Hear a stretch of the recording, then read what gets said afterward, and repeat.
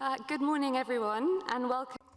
Bonjour à tous, soyez les bienvenus à cette séance Click with Care, la protection des groupes vulnérables en ligne. Merci beaucoup d'être parmi nous, étant donné qu'il y a aussi des choses très intéressantes qui se passent dans la séance pionnière.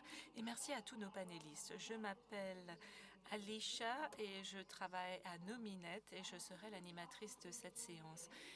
Quelques questions d'intendance. Vous disposez de l'interprétation en français, en espagnol et en anglais. Et s'il devait y avoir des interventions et des questions, vous aurez la possibilité de poser vos questions par le biais du micro baladeur. Vous avez des micros à votre gauche et à votre droite. C'est un grand plaisir d'animer cette séance avec un panel très diversifié d'experts en la matière. Pour savoir comment protéger les groupes vulnérables en ligne. Nous vivons dans un monde numérique qui offre des opportunités pour se connecter, apprendre, et cela amène aussi certains risques, certains écueils, surtout pour les groupes les plus vulnérables, c'est-à-dire les enfants, les personnes en situation de handicap et les communautés marginalisées. Les conséquences peuvent avoir un effet boule de neige et causer de la détresse et des effets préjudiciables. Cela demande la mise en place de réponses législatives ainsi que des approches au niveau réglementaire pour mieux comprendre les géographies et les contextes dans lesquels se trouvent ces personnes vulnérables. Et j'espère qu'à la fin de la séance, nous pourrons définir une manière plus adaptée de répondre aux problèmes qui sont causés pour ces communautés. Nous allons commencer avec Nima. Bonjour, merci. Je m'appelle Nima Ayer. Je suis fondatrice du groupe Policy. C'est une organisation féministe qui est basée à Kampala, en Ouganda, mais nous travaillons sur tout le continent. Et nous sommes très intéressés par toutes les questions liées aux droits numériques féministes, que ce soit sur la désinformation basée sur le genre, l'impact de l'intelligence artificielle sur les femmes et tous les sujets connexes. Nous faisons beaucoup de travaux. Nous travaillons dans les communautés locales. Nous faisons du travail de plaidoyer et c'est l'une des raisons pour laquelle nous sommes ici aujourd'hui. Merci Nima. Nous avons aussi Raoul. Bonjour. Je suis Raoul Manuel. Vous pouvez naturellement m'appeler Raoul. Je suis député des Philippines et je représente le Parti des jeunes. Et avant de faire partie du Parlement, j'étais dans des gouvernements étudiants et j'ai fait très attention je fais très attention à cette question déjà depuis très longtemps, étant donné que j'ai aussi participé à des groupes syndicaux étudiants. Nous avons aussi parmi nous Thieo Ni Ching. Oui, bon, je m'appelle Ni Ching, je viens de Malaisie, je suis vice-ministre de la communication en Malaisie et ce depuis décembre 2022. Mais en 2018, j'ai déjà eu la possibilité de travailler au sein du ministère de l'Éducation en tant que vice-ministre. Aujourd'hui, mon travail consiste à la protection des enfants, des mineurs. C'est un sujet qui me tient particulièrement à cœur. Et avec le travail du ministère de la Communication, nous avons un système qui s'appelle MCMC. C'est une commission multimédia qui s'occupe de la modération des contenus, surtout dans le travail avec les fournisseurs de plateformes. Donc, je suis très intéressée par cette plateforme. Et nous avons aussi Nikat parmi nous. Bonjour, je suis fondatrice d'une organisation Digital Rights Foundation et nous travaillons principalement sur la justice de genre et la liberté d'expression. Notre travail s'inscrit dans le soutien au changement systémique. Nous avons une ligne directe d'aide et d'assistance pour un soutien psychosocial des victimes d'abus en ligne. Et nous avons aussi une approche qui est basée sur le le travail fait avec les survivants de ce type d'attaque cybernétique. Nous travaillons au niveau national, régional aussi, et international. Et nous avons Arda parmi nous. Merci d'être parmi nous. Merci et je suis désolée d'être arrivée en retard. J'ai eu quelques retards de train. Je m'appelle Arda Gaakens. Je suis présidente de l'autorité de régulation en ligne contre le terrorisme et les contenus à caractère pédopornographique. Notre organisation s'abrège en ATKM. Je travaille dans l'éducation sur les contenus en ligne contre le terrorisme et les contenus à caractère pédopornographique et nous tentons d'identifier ces contenus préjudiciables. Nous sommes relativement nouveaux dans le secteur. Nous sommes le premier organe réglementaire qui dispose de droits à travailler sur ce type de contenu. Donc je suis très intéressée par la discussion que nous allons mener. Et nous avons aussi un panéliste qui est encore absent, Sandra Maximiano, présidente de Anacom du Portugal, qui devrait arriver bientôt. Comme à notre habitude, nous avons des questions pour les panélistes et ensuite vous aurez la possibilité de poser vous-même des questions si vous en avez. La première question que j'aimerais adresser est à Nima. Nima, quels sont les défis uniques des communautés marginalisées, particulièrement dans l'hémisphère sud, et qui ne sont pas traités de manière adéquate dans les cadres législatifs existants? Oui, tout d'abord, permettez-moi d'évoquer les recherches qui sont déjà faites sur la question. Par exemple, avec 3000 femmes en Afrique pour comprendre leur expérience en ligne. Et une femme sur 3 a fait l'expérience de violence en ligne, et ce qui a causé la suppression de leur compte, de leur identité en ligne, parce que beaucoup d'entre elles ne sont pas conscientes des mécanismes de déclaration de ce type de violence. Et souvent, on ne les prend pas au sérieux si elles le déclarent.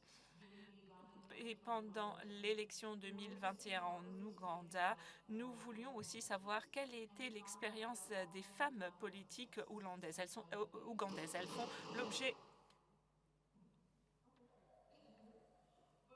d'abus, mais aussi la peur de l'abus sur la scène politique fait que beaucoup de ces femmes ont choisi de ne pas avoir de présence en ligne et de participer à la campagne en ligne. Et pour ce qui est de l'intelligence artificielle et des femmes, lorsqu'on pense aux soins des groupes vulnérables, on pense aux réseaux sociaux. Mais il faut aussi réfléchir à la manière dont l'intelligence artificielle touche les femmes. Et il y a beaucoup de questions de sous-représentation et de biais algorithmiques vis-à-vis des femmes. Et l'intelligence artificielle rend la surveillance, la censure possible, l'exploitation professionnelle ou alors des emplois à basse rémunération qui sont souvent occupés par des femmes. Donc, qu'est-ce qui est unique dans ce groupe? Eh bien, c'est qu'il y a différentes inégalités qui se retrouvent pour les femmes. Donc, déjà, l'analphabétisation numérique. Et lorsque vous êtes un gouvernement dans une société, il est important de tenir compte du fait que certaines femmes n'ont pas accès à Internet, n'ont pas de connaissances numériques. Donc, comment procéder à des interventions qui pourront toucher ces personnes qui font face à différents types d'inégalités? Dans notre contexte, en Ouganda, il y a une 50aine de langues parlées, sans tenir compte du fait qu'il y a énormément de langues dans d'autres pays en Afrique. C'est des petits groupes linguistiques, donc ils ne font pas l'objet de la priorité sur le marché. Et comment créer des mécanismes de sécurité lorsque ces langues ne sont pas représentées sur les plateformes? Et la normalisation de l'abus également. Et on peut le voir en ligne et hors ligne, c'est quelque chose de réel. Mais si vous faites l'objet de harcèlement dans la rue, vous pouvez aller vous rendre à la police. Parfois, il ne se passe rien. Mais c'est la même chose s'il se passe quelque chose en ligne. et il faudrait que des mécanismes soient mis en place. Et malheureusement, ce n'est pas le cas aujourd'hui, et donc ce type d'abus est normalisé. Et il est très important que nous parlions de la gouvernance des plateformes, mais malheureusement, les femmes les plus vulnérables ne sont pas avec nous aujourd'hui pour s'exprimer sur les situations auxquelles elles ont été confrontées. Les écueils que nous connaissons aujourd'hui dans notre contexte sont utilisés comme des armes et contre les groupes, contre les femmes et contre les groupes vulnérabilisés. Les réglementations de protection des données sont utilisées contre les militants, contre les activistes, plutôt que pour les protéger. Voilà la réalité dans laquelle nous vivons aujourd'hui. Et le fait que nous ayons des cadres législatifs qui soient trop étroits, qui sont basés sur l'expérience de contextes occidentaux, ne se conforment pas à la réalité à laquelle nous sommes confrontés. Par exemple, le partage d'images sur Internet qui peut faire l'impasse sur la radicalisation qui se produit sur les mineurs en ligne ou qui ne cible pas directement les choix qui sont faits par les plateformes. Et donc, on voit une amplification de la violence et autres. Je crois qu'il faut que nous pensions de manière plus large sur la manière dont nous traitons cette question. Et je vous remercie de m'avoir donné la parole pour cela. Merci. Beaucoup de contenu, beaucoup d'informations sur la manière dont les personnes ressentent leur situation de marginalisation, mais aussi les mesures législatives, les politiques et la manière dont parfois elles ont un effet qui est délétère pour ces groupes. Merci beaucoup. Je vais passer la parole à présent à Raoul. En tant que député, est-ce que vous pouvez partager avec nous certaines mesures aux Philippines qui se sont principalement qui ont particulièrement ciblé les enfants ou les autres groupes qui font l'objet de violences, d'exploitation ou de menaces, par exemple les femmes, les LGBTQI, etc. Merci beaucoup et merci au secrétariat de l'IGF de nous offrir la possibilité de participer à cette réunion et de partager l'opinion du Parlement philippin. Effectivement, nous avons beaucoup de débats, beaucoup de discours pour nous assurer de la protection des enfants et des groupes les plus vulnérables et de ne pas sacrifier les droits humains les plus essentiels. Depuis aujourd'hui, depuis 2025, le 3 février pour être précis, nous avons constaté que le Philippin moyen passe plus de 8 heures et 52 minutes par jour, c'est-à-dire pratiquement 9 heures, sur les réseaux sociaux. Et ce temps peut être passé pour passer du temps avec sa famille, sur les réseaux sociaux, pour faire des recherches, apprendre ses leçons, faire des devoirs pour les enfants. Mais cela nous expose et expose énormément les populations vulnérables. Vous le savez peut-être, les Philippines sont vraiment un lieu où il y a eu énormément d'abus sexuels, d'exploitation des enfants, et nous avons reconnu ce problème et nous avons pris des mesures pour traiter ce problème. Mais il y a aussi la violence électronique contre les femmes et les mineurs, ce que nous appelons la violence électronique, e-violence en anglais. Et nous avons aussi des formes de harcèlement contre l'identité et contre les croyances. Donc ce que nous avons fait au sein du Parlement, surtout dans un premier temps contre l'exploitation des enfants et contre les abus en ligne, c'est que nous avons mis en place une législation qui a été mise en place en juillet 2022, qui est la législation 11 930 et qui amène une juridiction extraterritoriale, c'est-à-dire une juridiction qui s'applique si le délit a été commis dans un autre pays que les Philippines où se trouve un citoyen philippin. pour reconnaître que l'abus sexuel des mineurs peut ne pas se dérouler uniquement dans un lieu, mais impliquer un réseau et des lieux et des occasions qui ne concernent pas uniquement le territoire philippin. Et lorsque nous parlons de violence électronique contre les femmes et les enfants, l'hémicycle a défini de quoi il s'agit exactement dans la législation. Et l'utilisation des plateformes, des réseaux sociaux, des instruments électroniques a été définie comme étant un instrument pouvant contribuer à cette violence. Nous attendons encore que cette législation soit co-signée par le Sénat avant de pouvoir l'appliquer. En ce qui concerne l'identité et les croyances, au niveau des comités, nous avons adopté des amendements pour la mise en place d'un système au niveau gouvernemental pour promouvoir différents axes pour lutter contre les violences sexuelles sur les réseaux sociaux, surtout lorsque ces discours violents ciblent la communauté LGBTQI.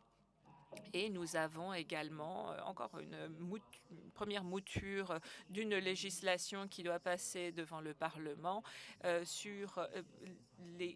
qui cible les différents groupes, différents individus. Il y a énormément de violence qui se produit en ligne et qui ensuite peut être retranscrite dans le monde physique. Et c'est pourquoi il est absolument nécessaire de traiter ces problèmes en ligne.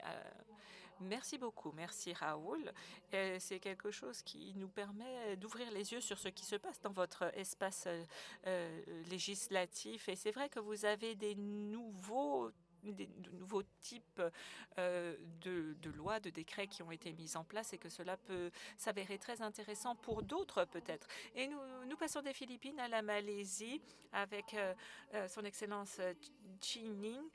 Quelle est la stratégie de la Malaisie pour protéger les groupes les plus vulnérables dans l'environnement numérique complexe d'aujourd'hui? Et comment la Malaisie utilise des approches pour mettre en place des réglementations et des lois pour équilibrer la sécurité et la liberté d'expression. Alors effectivement, nous avons une stratégie que nous voulons mettre en place dans un écosystème holistique et nous voulons protéger notre cadre juridique et assurer un soutien pour la société dans son intégralité avec une coopération multi-parties prenantes. En Malaisie,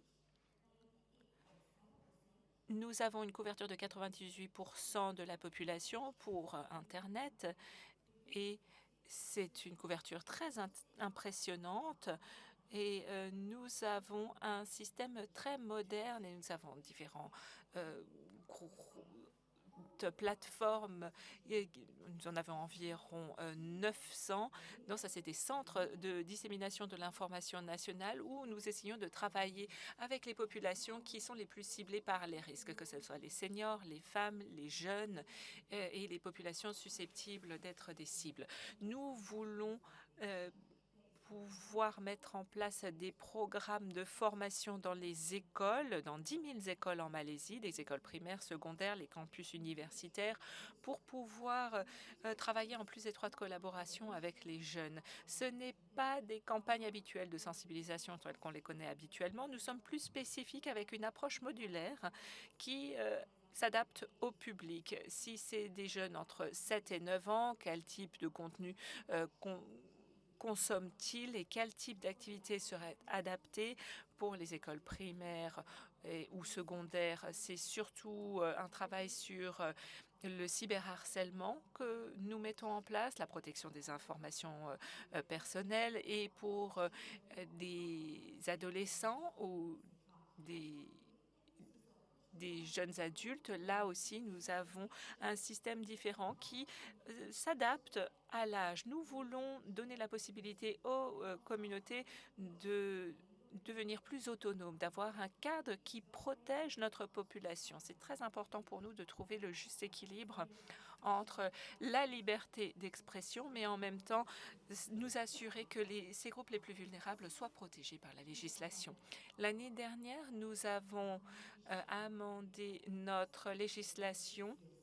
C'était la première fois que nous mettions en place un nouveau système depuis 26 ans par le biais de nouveaux outils pour la dissémination d'informations, étant donné qu'on a vu la montée en puissance de harcèlement des jeunes enfants et qu'il a fallu réagir.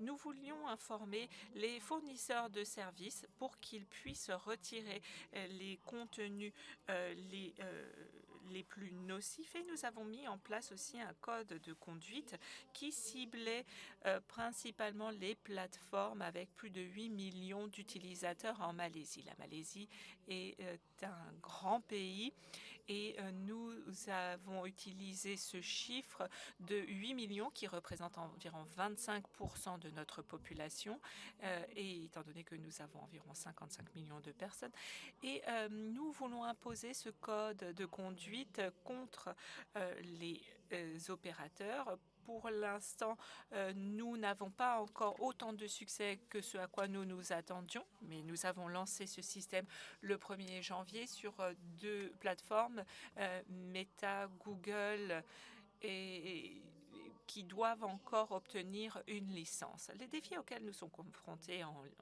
dans notre pays sont très similaires à d'autres.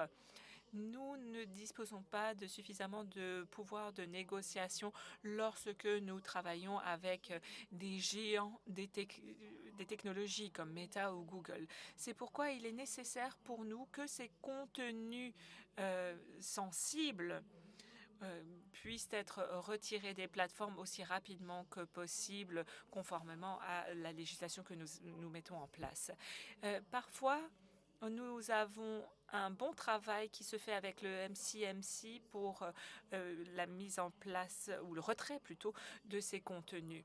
Mais parfois, cela prend un petit peu plus de temps malgré le travail en collaboration avec le MCMC. Nous avons différents types de délits en ligne sur lesquels nous nous penchons, par exemple le jeu en ligne, les fraudes, etc. Donc ça, c'est très intéressant de voir que vous avez non seulement déjà un cadre législatif qui est en train de se mettre en place, mais aussi, comme vous l'expliquiez, la manière dont vous travaillez avec des mesures réactives qui représentent bien sûr un défi, qui sont difficiles à mettre en place, mais j'aimerais saluer ces efforts. Passons maintenant au droit numérique et je me tourne vers Nigat. À la Fondation des droits numériques, vous menez énormément d'efforts pour lutter contre le harcèlement en ligne et pour travailler sur la confidentialité et la liberté d'expression. Vous travaillez aussi au conseil de supervision de Meta. Quels sont les écueils que vous constatez entre le Nord et le Sud, tout particulièrement en ce qui concerne la prise de responsabilité des plateformes? Nous voyons l'augmentation de la surveillance, nous avons de la désinformation basée sur le genre très ciblée, et nous voyons aussi des contenus deepfake qui est ciblé. Donc aujourd'hui, nous avons dû gérer plus de 20 000 plaintes, des centaines de jeunes femmes, des journalistes et des influenceurs, des créatrices de contenu, des étudiantes, des scientifiques se manifestent très régulièrement. Et nous travaillons dans le cadre d'une ONG, et ce chiffre est très certainement beaucoup plus élevé lorsqu'on traite de la question du cybercrime. Les gens qui viennent nous voir sont souvent soumises à du chantage, du fait d'images auxquelles elles n'ont jamais donné leur accord pour leur publication. Nous avons vu cette augmentation des deepfakes, ces trucages qui créent maintenant un flou entre la réalité et des images fausses, et cela crée des traumatismes, cela remet en question la réputation de la personne touchée, et dans le pire ou dans les pires des cas, nous avons même vu des femmes se suicider du fait de ce type de harcèlement. Et c'est pourquoi, comme vous l'avez dit, dans beaucoup de parties du monde, il n'y a pas de prise de responsabilité de la part des plateformes de la publication de ces contenus, et nous sommes contraintes et forcées de devenir des enquêtrices pour naviguer dans des systèmes opaques sur lesquels nous n'avons aucun soutien lorsque nous tentons à faire retirer du contenu en ligne. S'il ne s'agit pas de figures politiques, si ce ne sont pas des femmes politiques, la réponse tarde, et si nous parvenons à avoir une réponse.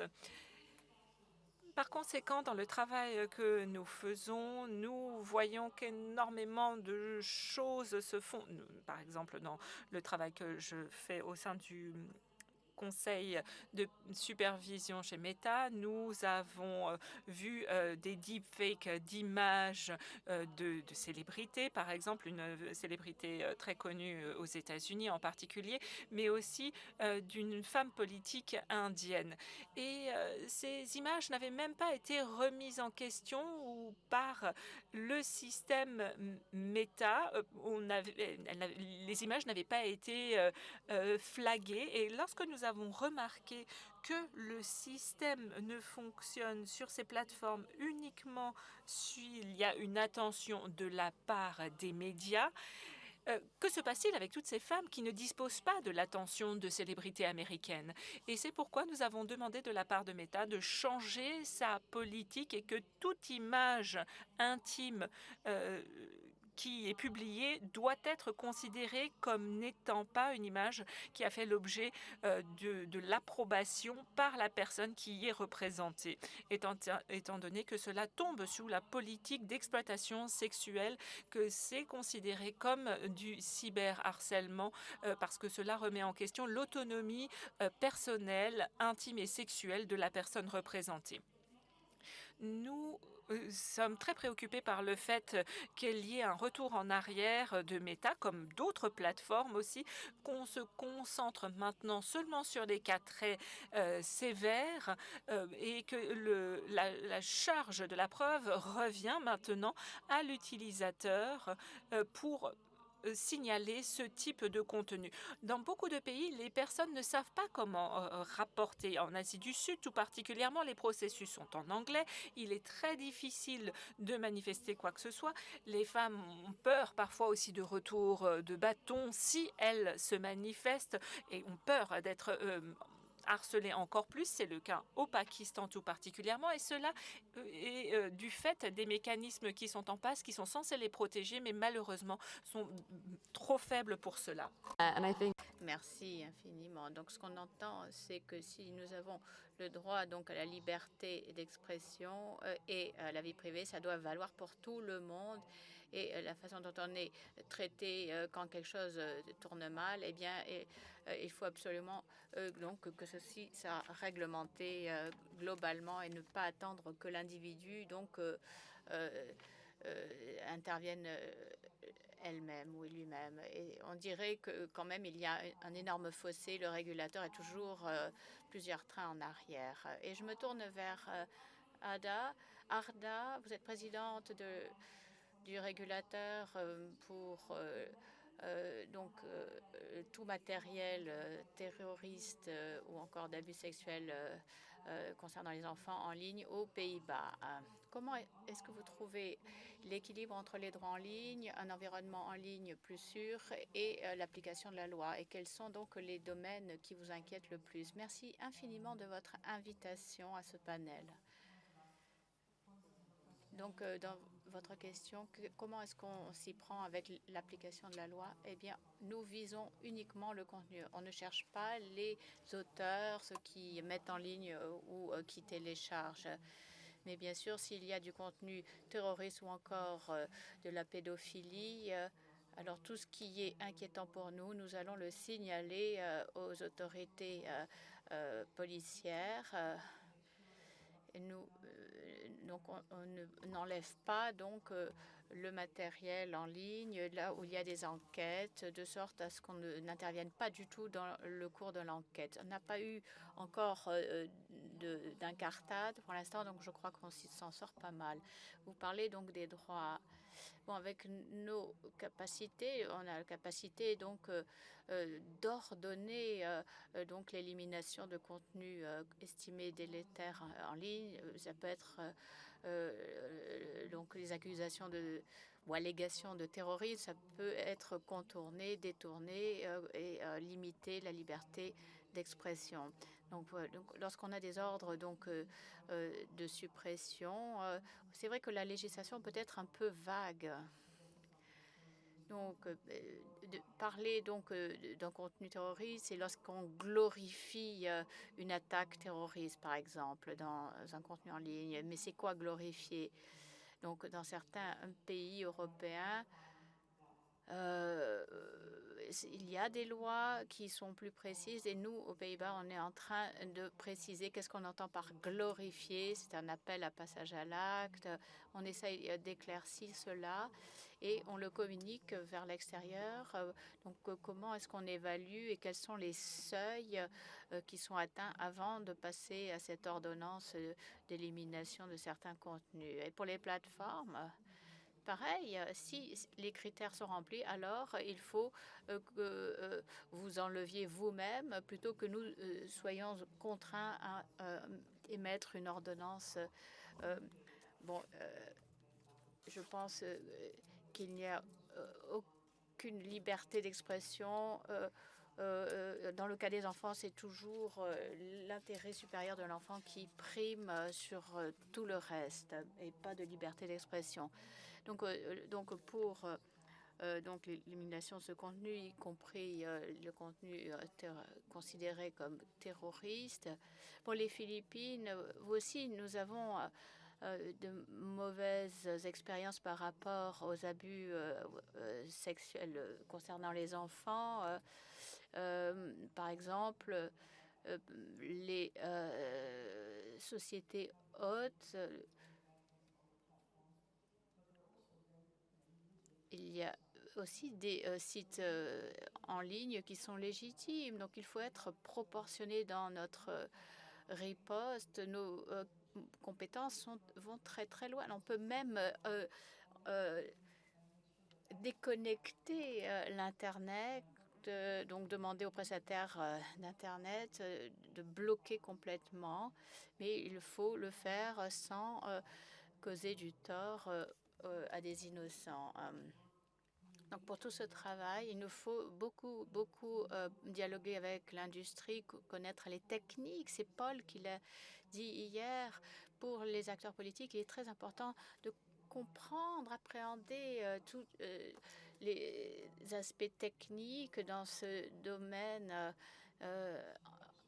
Il est clair que il y a des experts qui s'y connaissent beaucoup mieux que nous. Alors, nous dialoguons avec eux. Nous avons un conseil consultatif qui nous aide à prendre des décisions parfois épineuses.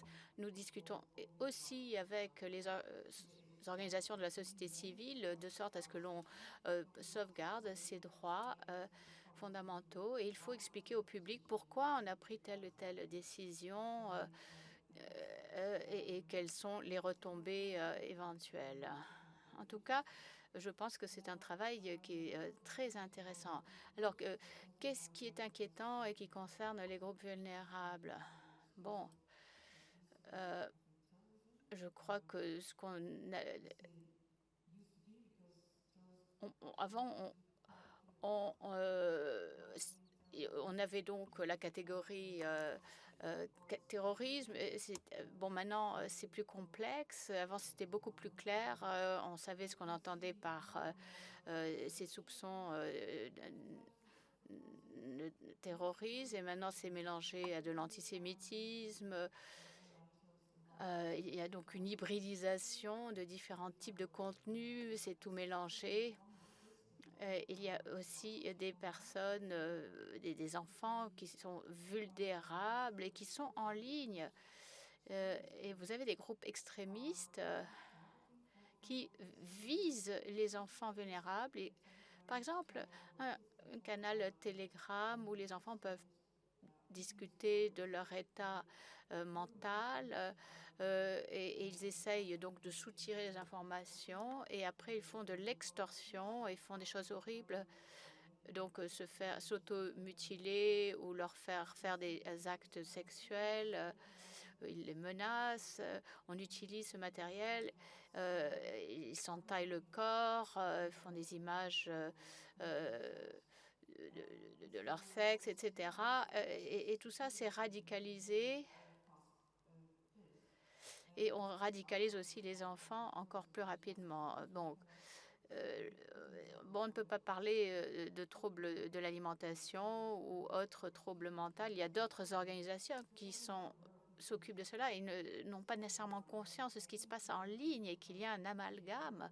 Donc, quand on parle de protection de groupes vulnérables en ligne, il faut en parler ouvertement. Donc, par exemple, les médias ont parlé d'un cas, mais pas de l'autre. Il faut certainement jeter ou braquer les feux sur ces affaires, de sorte à ce que l'on prenne mieux en charge ces enfants.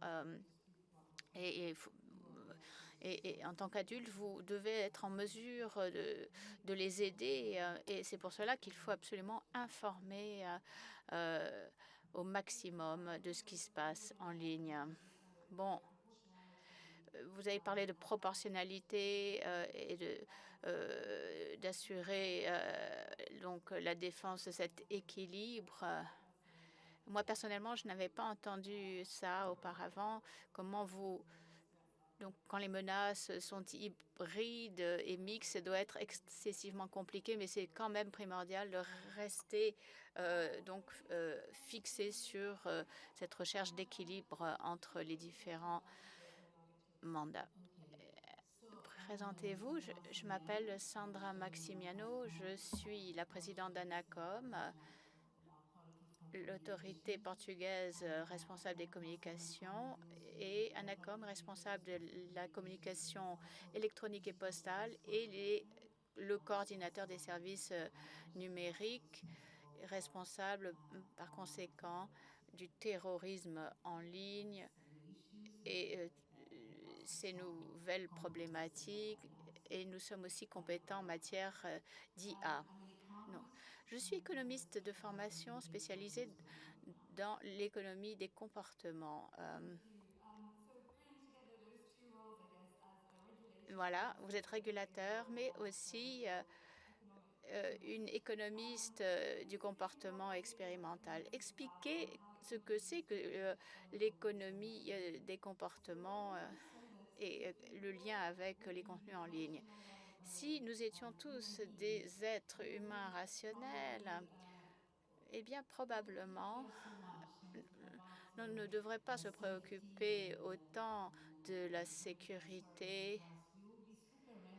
On serait toujours dirigé par notre raison et en mesure de comprendre ou faire la part des choses entre le bien et le mal. Or, ce n'est pas le cas. L'économie des comportements, c'est un domaine où se rejoignent l'économie et la psychologie, qui essayent donc d'expliciter les décisions. Ce n'est pas par exemple. Les décisions des femmes sont guidées pas seulement par donc leur situation économique, mais il y a différents biais, que ce soit le sexe, les émotions, etc. On utilise donc beaucoup de biais cognitifs qui entrent en jeu qui ont une incidence significative sur notre interaction en tant qu'utilisateur en ligne. Par exemple, je vous donne des exemples. Le biais de confirmation. Les utilisateurs peuvent rechercher des informations ou des sources qui s'alignent sur leurs croyances actuelles et ce qui les guide vers certains sites plutôt que d'autres, et ça peut donc asseoir certaines croyances et perspectives, voire même cimenter des stéréotypes et aussi limiter l'exposition à d'autres perspectives et façons de voir. On peut aussi donc souffrir du biais de surconfiance ou encore ça peut pousser donc à des comportements dits à risque, d'ignorer des mises à jour de sécurité, etc. Donc il y a des groupes qui souffrent plus de ces biais que d'autres. Les enfants, c'est quoi? Bon, il y a aussi les personnes avec des problématiques de santé mentale qui donc ce biais-là qui influe leurs décisions. Et nous autres régulateurs, nous devons prendre en ligne de compte ces situations également. Il faut avoir conscience donc du fond de comment on exploite ces biais dans les prises de décision en ligne. Et il faut toujours utiliser les mêmes armes. Donc on doit d'abord savoir quels sont les biais et comment est-ce que les gens prennent de bonnes décisions. Donc vous avez le biais cognitif, les biais au pluriel cognitifs, et bien sûr, il s'agit également d'encourager les individus à prendre des décisions en connaissance de cause. Bon, l'IA aussi y est sujette à un biais cognitif. Voilà, on encourage les différentes organisations à utiliser l'IA et donc du coup ça expose les gens à encore plus de risques puisque le biais cognitif est décuplé. C'est vrai que les systèmes IA n'ont pas besoin d'exploiter les vulnérabilités pour causer des dommages assez gros. Par exemple, vous avez ceux qui ont un trouble du spectre, qui ont du mal à saisir les métaphores ou encore l'ironie. Ils ont du mal à reconnaître l'intention du locuteur en ligne. Et donc, c'est vrai qu'il y a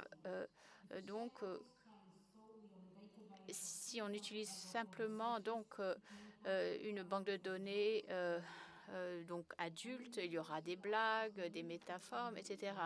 Mais quelqu'un qui souffre de troubles du spectre, eh bien, pourrait interpréter de façon littérale ces choses. Je parle de personnes autistes, par exemple.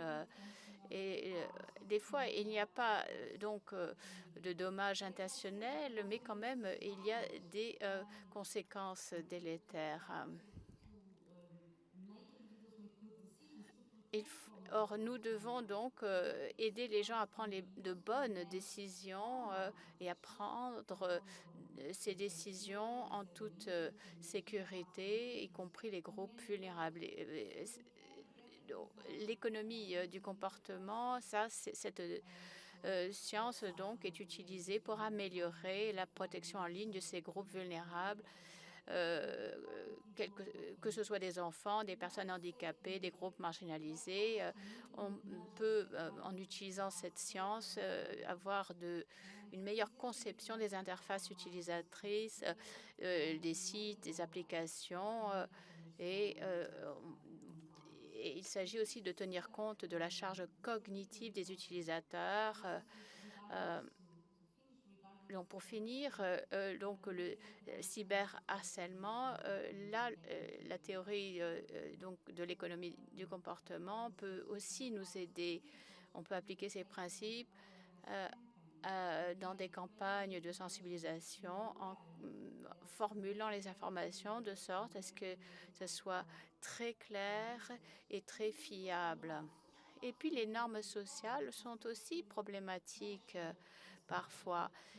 On peut voilà, se sentir sous pression de suivre le pas, faire comme tout le monde.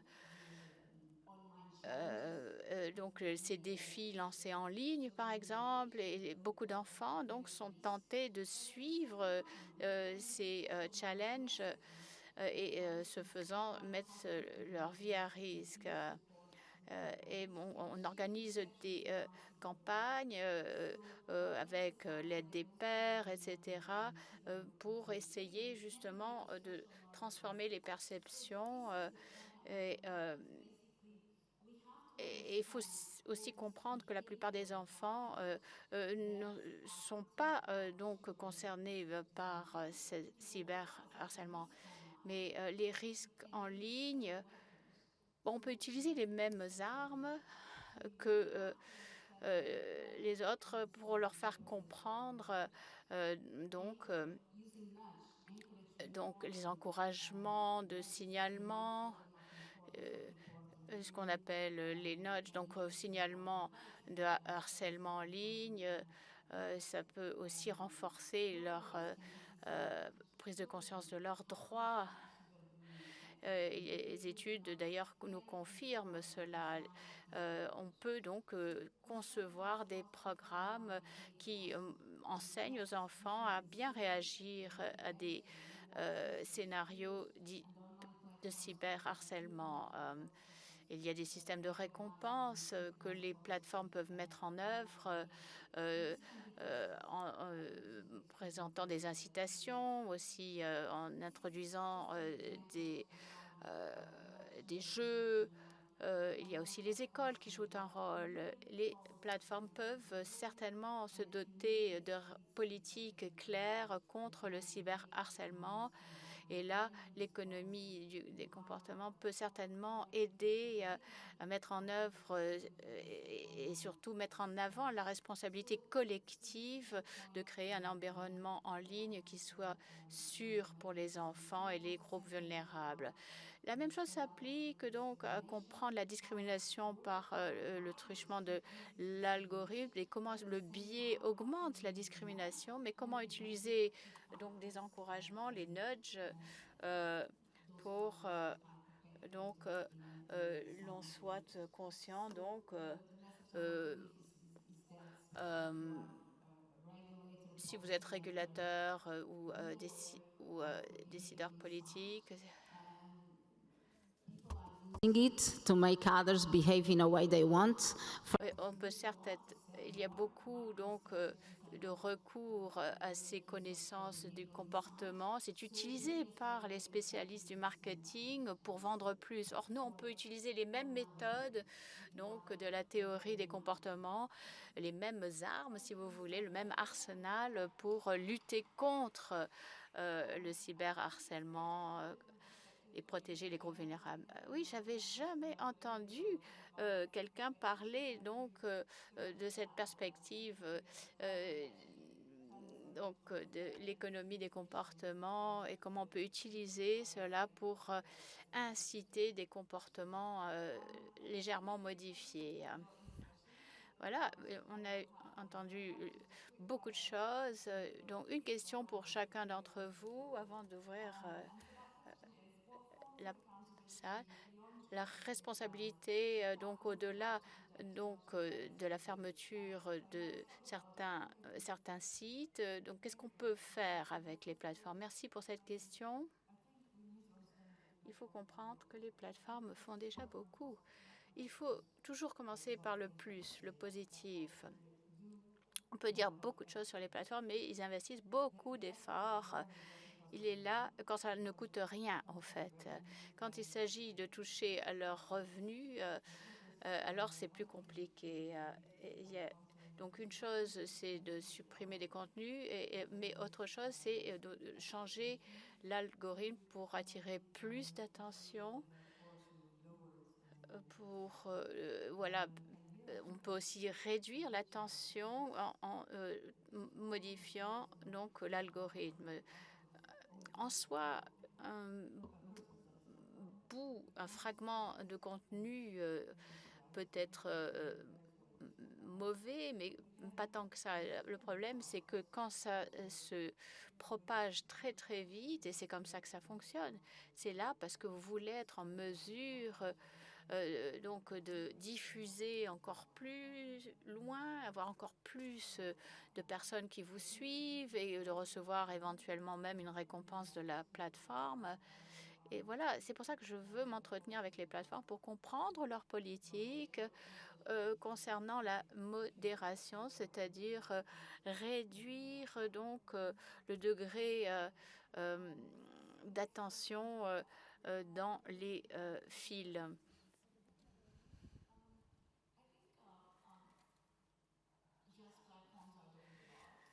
Bon, oui, oui, les plateformes font beaucoup, même pas toutes, bien sûr, mais certaines, oui. Donc, prenons les choses du bon pied. Certaines plateformes émettent des décisions et des recommandations et améliorent leur politique. Mais quand même, que faire des plateformes qui existent encore et fleurissent même dans nos juridictions, mais qui ne se sentent absolument pas du tout redevables de compte à personne. Il n'y a pas de droits de l'homme. Moi, je vous parle d'actes, de X ici. Donc, quand ils ils font remonter des contenus de sorte à ce que ça soit visible tout le temps et partout. Et voilà, pour un certain nombre d'années, j'ai pu constater dans les différentes juridictions, quand on parle des plateformes, dans le Nord, c'est plus simple de dire il faut passer à des alternatives, donc Mastodon, Blue Sky et autres plateformes que X, par exemple. Mais voilà, dans l'hémisphère sud, il n'y a pas une si grande culture numérique. Et bon, ni les organisations de la société civile, ni les gouvernements n'ont obligatoirement accès à ces plateformes. Donc, et quand même, il y a des plateformes qui tendent l'oreille aux demandes des gouvernements et ils enlèvent donc les contenus. Donc la nécessité et la proportionnalité, c'est important, mais il y a quand même peu de juridictions, peu de pays qui respectent ce principe-là. Donc il faut voir comment fonctionnent les différents régimes de reddition de comptes. Il y a bien sûr les consignes des gouvernements, les règlements qui sont émis. Est-ce que c'est vraiment quelque chose qui respecte les principes des Nations Unies sur le respect des droits humains en ligne, dans la transparence des algorithmes, ou encore de quelle manière est-ce qu'ils intègrent les droits fondamentaux, ou encore la protection des données privées, etc. Donc, nos gouvernements peuvent émettre des réglementations qui ne sont pas nécessairement conformes aux principes et règles qui sont celles de des Nations Unies, pardon, ou encore de l'Union européenne. Oui, la reddition de comptes, proportionnalité, et donc il faut toujours tenir en compte la liberté d'expression et la protection des données privées quand on légifère. Je vais donner la parole à Nima Lia.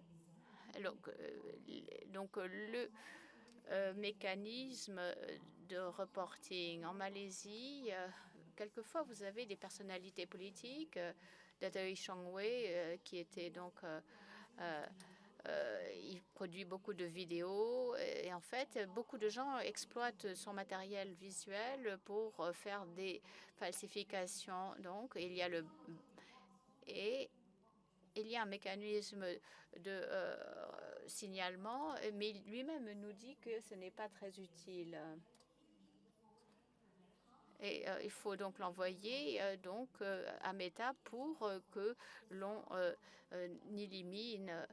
Ce mécanisme ne fonctionne pas sur Meta, et ce qui veut dire que le régulateur doit faire encore plus. C'est à lui de faire ce travail de modération au lieu de le faire à la place des plateformes. Ce n'est pas juste. La transparence.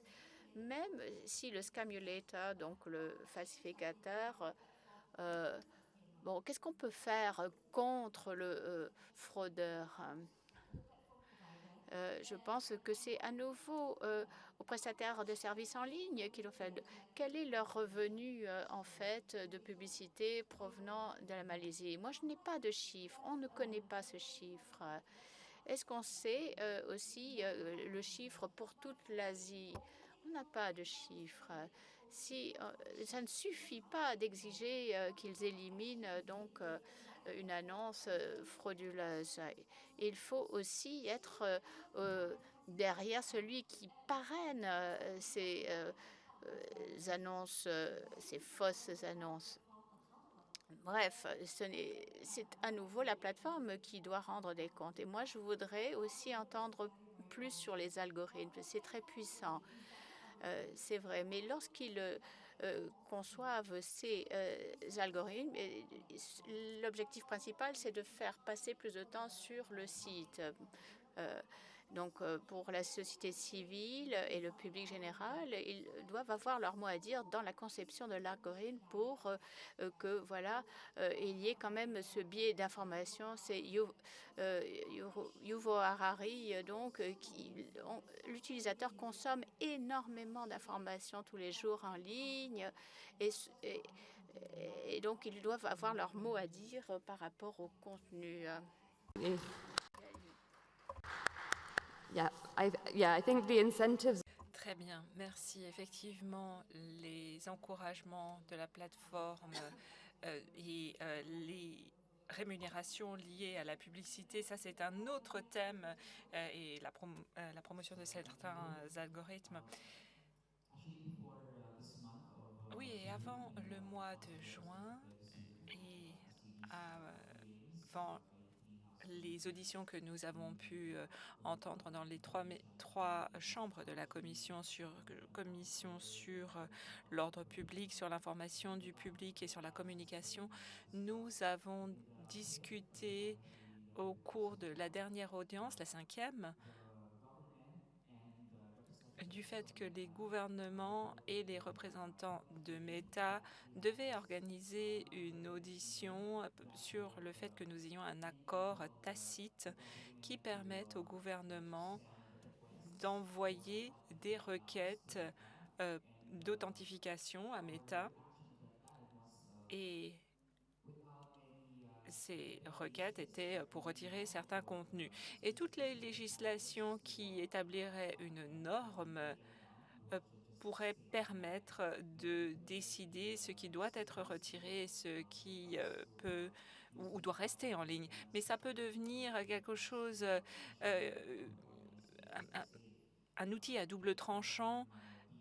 D'un côté, bien sûr, permettre d'avoir quelque chose de plus sécurisé, mais d'un autre côté, cela ouvre la porte aussi à une limitation de la liberté d'expression, étant donné qu'on n'est pas toujours conscient de toutes les choses qui peuvent être retirées au niveau des contenus. C'est pourquoi les plateformes disposent de grandes responsabilités lorsqu'il s'agit des sources de contenu, lorsque cela concerne les femmes, les enfants, les LGBTQI, les discours de haine, le ciblage.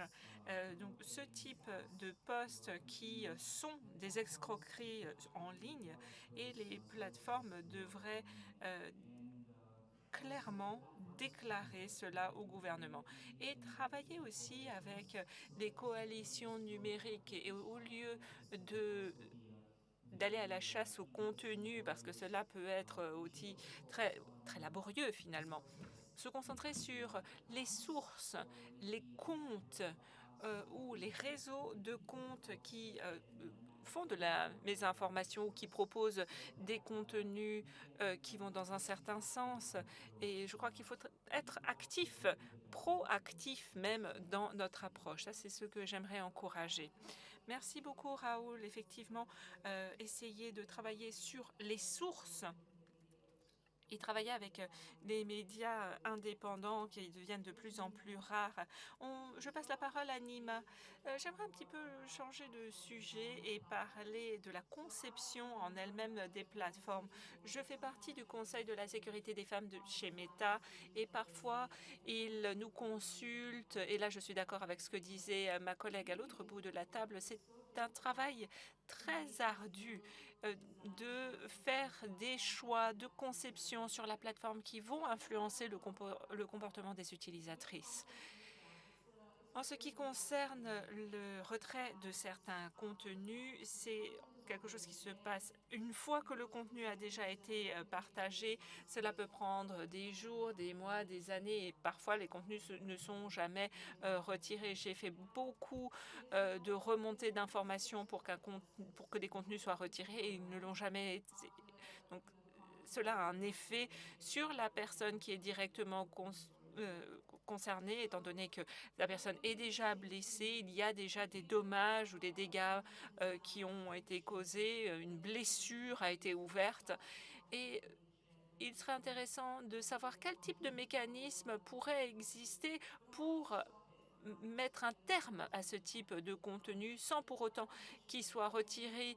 Et comme Ada l'a mentionné, il y a des directives, il y a des pratiques qui pourraient être intéressantes pour les plateformes ou des garde-fous qui soient mis en place avant que ces contenus soient publiés ou avant qu'on insulte une femme pour quelque raison que ce soit, d'avoir cette question qui se pose ou ce système de protection qui dit êtes-vous vraiment sûr de vouloir poster ce contenu? Et c'est problématique, effectivement. Cette méthode est problématique dans la mesure où ces interdictions ont déjà été utilisées pour les femmes, pour les groupes LGBTI, sur des questions de la colonisation, du racisme. Vos posts ne sont pas montrés, ils ne sont pas suffisamment visibles parce que nous n'avons pas de perspective sur les algorithmes pour qu'ils montrent ou ne montrent pas tel et tel contexte. Il y a des idéologies qui correspondent à ceux qui gèrent la plateforme. Si vous êtes sur une plateforme qui est plutôt antiféministe, penchant à droite du spectre politique, bien sûr, des contenus seront ou ne seront pas postés. Si vous faites du travail sur la protection de l'enfant et sur les choses qui ne doivent pas être postées, ne pas être montrées, si vous souhaitez protéger contre le terrorisme, etc., et il est nécessaire que les plateformes prennent plus leurs responsabilités, fassent plus d'audits, de recherche avec la société civile. Les plateformes ne sont pas nos ennemis. Nous savons qu'ils font déjà beaucoup de travail, mais qu'il y a encore un besoin de collaboration pour l'établissement de directrices. Merci beaucoup, Nima. Merci. À avoir encore une fois cette perspective multipartie prenante avec les plateformes, mais aussi pour ce qui est de la conception et des frictions parfois qui en ressortent. Alors, j'abonde tout à fait dans le sens de ce qui a été dit par les intervenantes précédentes. Imaginez, vous voulez faire du parachutisme, vous allez dans un club, vous pouvez vous informer et de toute façon, il est obligatoire que vous ayez une courte formation sur les normes de sécurité, etc., avant de sauter. Et vous achetez ce service, finalement, qui vous donnera des instructions avant de vous lancer.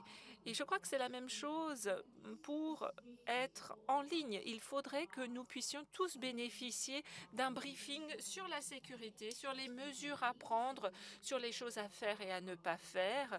Qu'est-ce qu'un biais cognitif? À quoi vais-je être exposé? Quelles seront les choses auxquels je vais être confrontée, je crois que c'est absolument essentiel que nous ayons ce type d'informations avant de nous lancer en ligne également. Ce qui est interdit hors ligne devrait être interdit en ligne, mais bien sûr, il y a des zones d'ombre, des choses qui ne sont qui sont illégales hors ligne et qui sont parfois tolérées en ligne.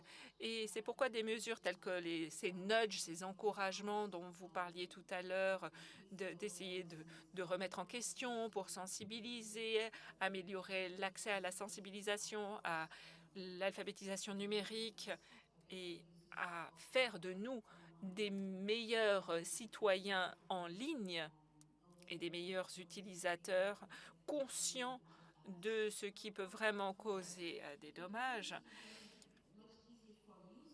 Toutefois, il doit être plus facile pour les utilisateurs à être en conformité avec l'utilisation citoyenne de la plateforme. Il y a des coordinateurs de services numériques aujourd'hui qui sont une première étape. Il faut, encore une fois, se conformer aux réglementations des plateformes. C'est très difficile.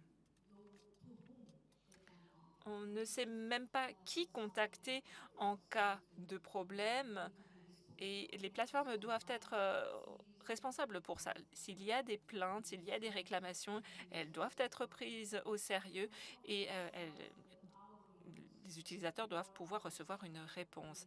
Et pour l'utilisation des algorithmes, là aussi, il est nécessaire qu'il y ait un audit sur le parti pris algorithmique des contenus qui sont discriminatoires et corriger ces discriminations et d'avoir des équipes diverses de développeurs, de parties prenantes qui puissent traiter ce parti pris,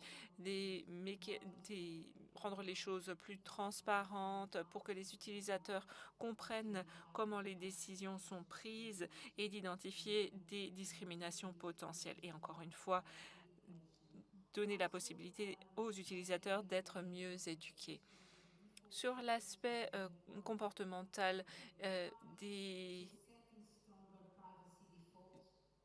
mise en place d'un système de confidentialité par défaut plus fort sur les réseaux sociaux, des systèmes privés par exemple, par défaut pour les enfants pour s'assurer que leurs informations restent confidentielles. Donc changer le système mis en place par défaut pour qu'il garantisse une meilleure sécurité pour certaines populations.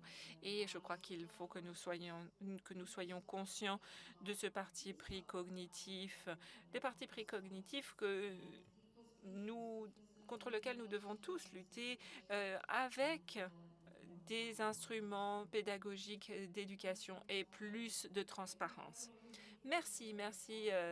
Sandra, je crois que toutes ces interventions étaient très intéressantes et nous offrent une bonne piste de réflexion. Il nous reste une vingtaine de minutes. Si vous avez des questions, je vous encourage à utiliser les micros pour être sûr que nous puissions vous entendre et répondre à vos questions.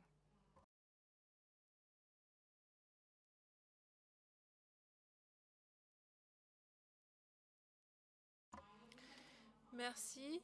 Je suis l'ancienne ministre de l'Information et des Télécommunications. J'étais ministre pendant 5 ans et j'ai été responsable de la mise en place de la loi sur le cybercrime avec 28 nouveaux délits définis dans la législation et en cas d'inculpation, la possibilité d'être emprisonné ou de se voir contraindre à payer une amende. Nous savons tous qu'il est important de disposer de législation et nous savons tous que lorsque nous mettons en place ces législations et lorsqu'un nouveau délit est créé, les groupes d'intérêt, les lobbies sont souvent très actifs et très virulents. Et nous savons que cela est financé par ceux qui y voient leurs intérêts. Lorsque nous avons tenté de mettre en place cette législation en 2016, des groupes de lobby ont fait entendre leur voix très fort et ils ne se rendaient pas compte qu'ils étaient aux mains de ces groupes d'intérêt, que d'autres groupes d'intérêt avaient des intérêts commerciaux eux-mêmes dans la loi qui a été votée un petit peu plus tard, que cette législation leur a permis aussi de gagner de l'argent. Donc c'est un jeu qui est un petit jeu auquel jouent les entreprises au prix de la dignité des groupes, pas seulement les femmes, pas seulement les enfants, pas seulement les jeunes filles, mais la population du globe dans son intégralité qui est affectée par les abus en ligne. Alors la question que j'aimerais vous poser, c'est pour Madame la ministre de la Malaisie. J'ai trouvé très intéressante votre présentation et j'apprécie la clarté de vos propos. Cependant, après cette législation en Malaisie, est-ce que vous avez réussi à surmonter les difficultés de la mise en œuvre auxquelles on est confronté après avoir occupé ce poste? Et maintenant, je travaille dans les comités de mise en place de différentes législations. Est-ce que vous avez la possibilité de travailler main dans la main avec les plateformes de réseaux sociaux? Parce que personnellement, j'avais l'impression d'être tenue comme otage de ces groupes. Comment pouvons-nous nous assurer que nous introduisions des mécanismes dans lesquels nous n'exposons pas nos enfants, les jeunes filles, les femmes, aux mains de ces personnes qui ont une philosophie complètement différente sur le contenu en ligne? Lorsque dans le monde occidental, il y a des systèmes juridiques différents, des idéologies différentes, nous, dans les pays qui se trouvent dans le monde oriental, nous avons des perspectives complètement différentes sur les jeunes femmes, les jeunes filles, ce à quoi nous aspirons. Et selon ce qui est posté sur une jeune fille, cela peut la pousser à sauter par la fenêtre si un contenu est publié. Donc, qu'est-ce que nous pouvons faire ensemble du fait de nos systèmes de valeurs différents? Que pouvons-nous faire pour arriver à une solution? Je ne crois pas que les intérêts commerciaux et la génération de revenus pourra vous permettre de fournir une protection civile suffisante et nécessaire. Peut-être que vous pouvez m'en dire plus et me dire ce qui, à votre sens, est nécessaire et peut-être proposer des recommandations sérieuses.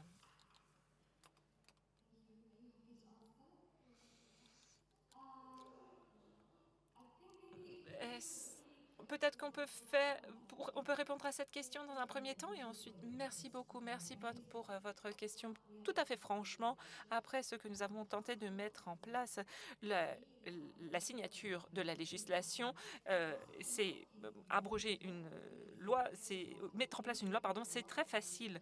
Beaucoup de consultations ont été nécessaires, mais mettre en place cette loi a été relativement facile. Mais comme vous l'avez signalé, mais la mettre en œuvre va être beaucoup plus difficile. Ça représente un gros défi. Et vous le savez, pour tous, même si nous avons ces systèmes qui doivent être mis en place depuis le mois de janvier cette année et jusqu'à aujourd'hui, X, TikTok et Telegram, qui ont plus de 8 millions d'utilisateurs en Malaisie, ont obtenu cette licence, mais Meta et Google n'ont pas encore fait cette demande de licence qui est requise par le gouvernement de la Malaisie. Donc, que faire pour nous? Je crois qu'il est très difficile de gérer ces géants technologiques pour la Malaisie. C'est trop compliqué. Et j'espère que nous arrivons à mettre en place des normes imposées sur les réseaux sociaux.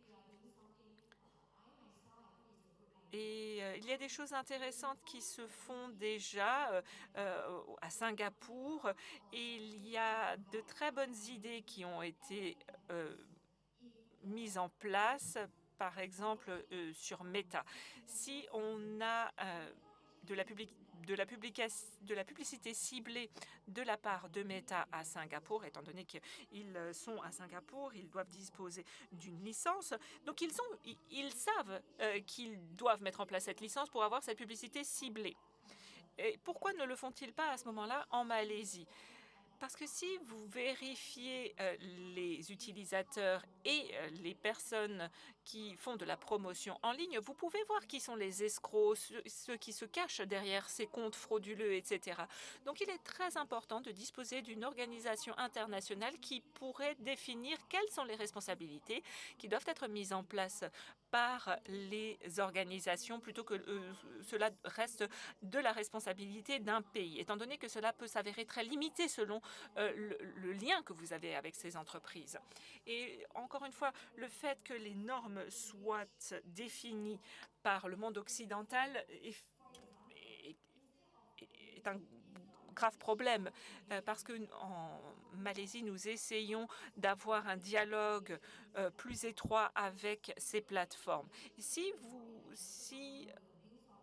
ils discutent avec la Malaisie, ils ont des craintes. Ils pensent qu'il va y avoir une restriction dans la liberté d'expression. Mais les pays asiatiques ont le même type de culture et je pense qu'il est nécessaire que nous travaillions main dans la main pour que nous puissions disposer des mêmes réglementation basée sur notre culture, basée sur notre histoire, le contexte dans lequel nous vivons, étant donné que nous comprenons le monde différemment. Il y a différentes régions qui devraient pouvoir arriver à constituer des groupes régionaux, étant donné que nos cultures, nos identités sont différentes. Et ça, c'est quelque chose de très intéressant qu'on pourrait proposer aux plateformes. Alors, je crois qu'il y a des coopérations qui se mettent doucement en place. Je sais qu'il y a d'autres commentaires très brièvement. Oui, les gouvernements doivent comprendre que nous sommes dans un esprit multiparties prenantes. Quand des décisions sont prises, cela signifie le gouvernement, l'industrie, la société civile. Et la société civile est un espace tout particulier qui représente directement les citoyens, qui doit mettre le doigt sur les problèmes, sur les nuances et qui doit demander à ce que le gouvernement prenne ses responsabilités au niveau du travail qui est fait avec les plateformes. Merci beaucoup pour cette perspective. Question suivante. Merci. Bonjour.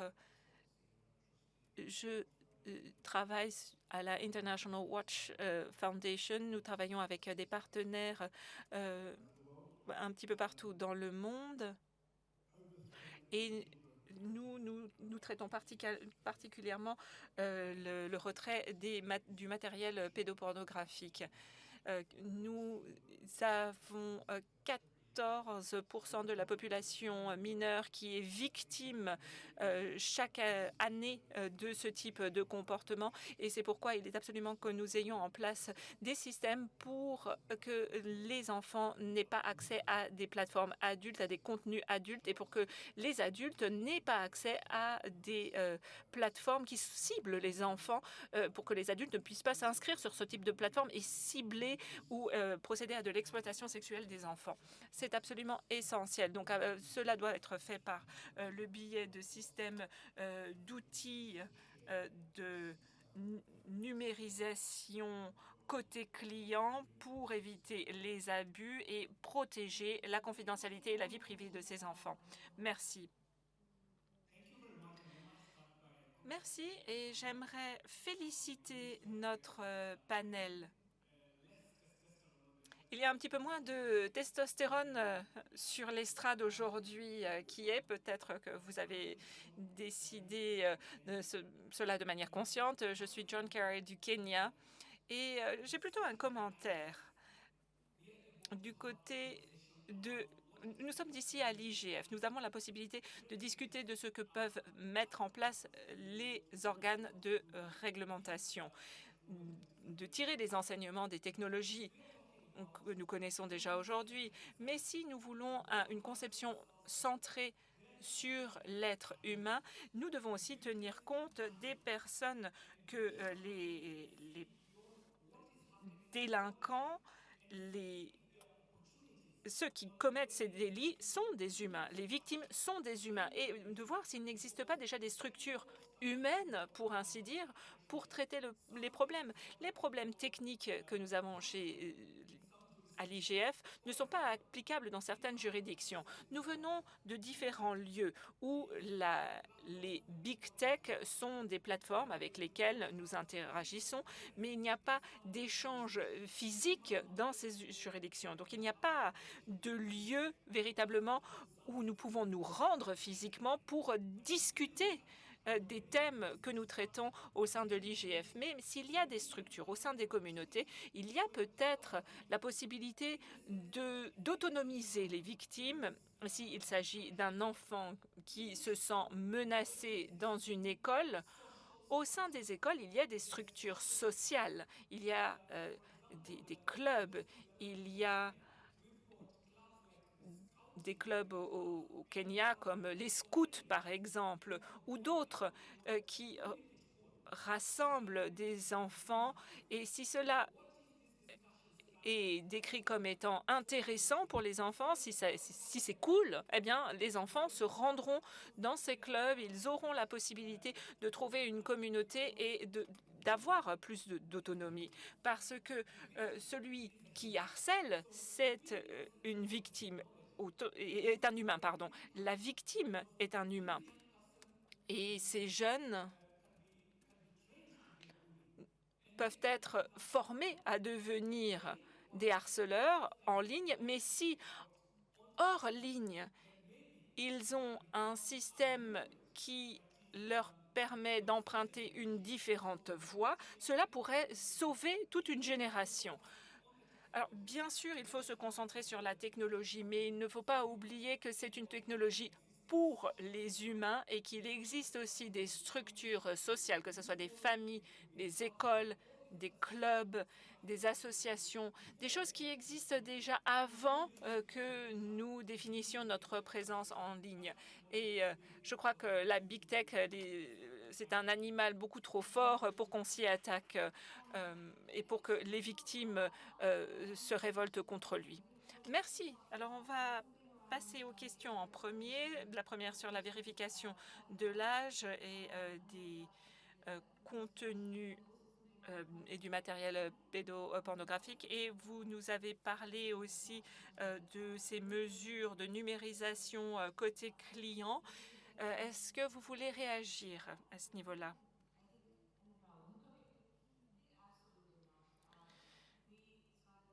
Alors, je vis en Australie et nous avons une interdiction des réseaux sociaux pour les enfants au cours qui a été mise en place l'année dernière, et je ne peux pas vous dire comment cela va être mis en œuvre.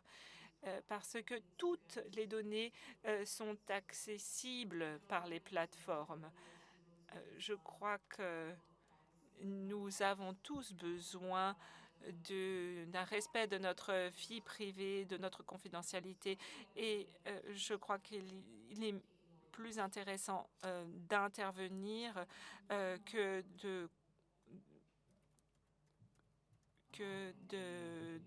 d'avoir ces dernières limites de la vie privée qui soient retirées. Alors, pour nous, il s'agit aussi de voir quelles sont les racines du problème, étant donné que dans le cadre du matériel pédopornographique et la manière dont des mineurs sont utilisés pour poursuivre des objectifs abjects, nous avons vu que l'aspect économique est le principal facteur qui amène les mineurs et parfois leurs parents, leurs familles, et les pousse à poursuivre ce type ou à produire ce type de contenu. Et nous avons des mesures, par exemple, ciblées sur la pauvreté, sur la faim chez les enfants, pour lutter contre et essayer de limiter et prévenir la prolifération de ce type de site d'exploitation des enfants. Et j'aimerais entendre peut-être d'autres personnes du Sud, et je suis tout à fait d'accord avec ce qu'ont dit mes collègues, et je crois qu'il est nécessaire d'avoir une approche coordonnée dans notre région, le monde asiatique par exemple, et lorsque nous avons invité les représentants des réseaux sociaux à nos réunions, ils ne sont pas venus parce qu'ils n'avaient pas de bureau aux Philippines. Ils ne sont pas venus tout simplement. Nous avons été très déçus et nous nous sommes sentis insultés aussi par ce refus de réagir et de proposer une réponse. Et nous les avons donc invités une seconde fois. Et cette fois, nous avons souhaité qu'ils c'était une injonction à ce qu'ils viennent nous voir, mais nous voulons coopérer avec eux.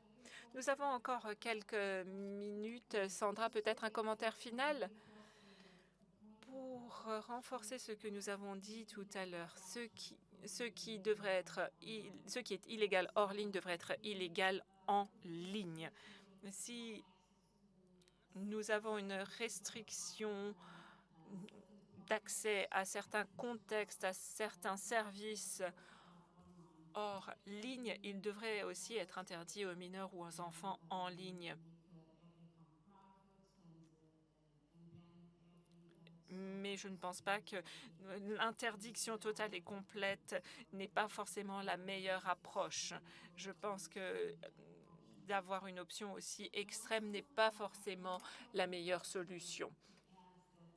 Et j'aimerais aussi ajouter que cette dernière intervention était très importante à mes yeux et je remercie beaucoup l'intervenant parce qu'effectivement, nous sommes des êtres humains et nous devons être conscients de quels sont nos partis pris, quels sont les écueils, qu'est-ce qui est enseigné dans les écoles, comment est-ce qu'on peut réagir aussi à l'utilisation de ce parti pris cognitif en ligne et l'utilisation de la technologie.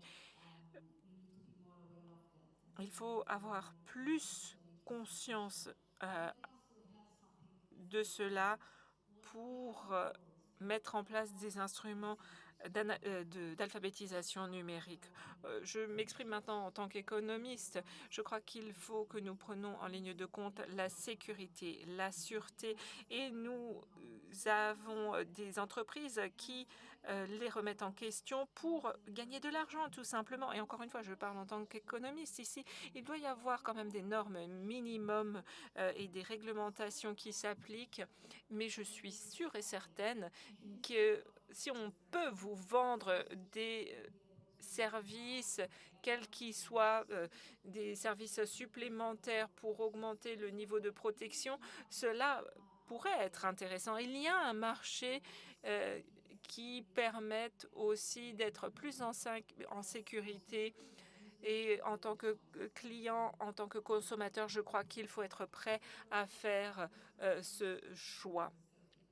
Je crois qu'il faut aller dans le sens d'une préférence qui est donnée à la sécurité. Voilà, je crois que c'était le mot de la fin. Merci beaucoup. Est-ce que je peux faire une remarque supplémentaire? Je pense que c'est très important. C'est un message positif. Regardons autour de nous. Ça fait 15 ans que je travaille avec l'IGF et beaucoup de choses bougent. Il y a énormément de participation et ce que nous avons besoin de faire maintenant, c'est de travailler ensemble, main dans la main. La Malaisie a des soucis, d'autres pays peuvent avoir d'autres soucis avec d'autres plateformes et une fois que nous arriverons à contraindre certaines plateformes à être en conformité avec nos législations, je pense que nous pourrons en tirer des enseignements les uns des autres. Nous faisons partie d'un réseau. Je crois qu'il est absolument nécessaire que nous travaillions ensemble. Allez sur le site GOSAN. Je crois qu'il est nécessaire que nous travaillions ensemble. Merci. Voilà, c'est vraiment le mot de la fin. Je crois qu'il est essentiel d'avoir des discussions multiparties prenantes, multidisciplinaires pour régler ces questions et l'aspect des intersections, des différents groupes est nécessaire. L'ouverture se déroule à 11 heures dans la salle de plénière, mais j'aimerais remercier notre public ici dans la salle, mais aussi en ligne. Merci.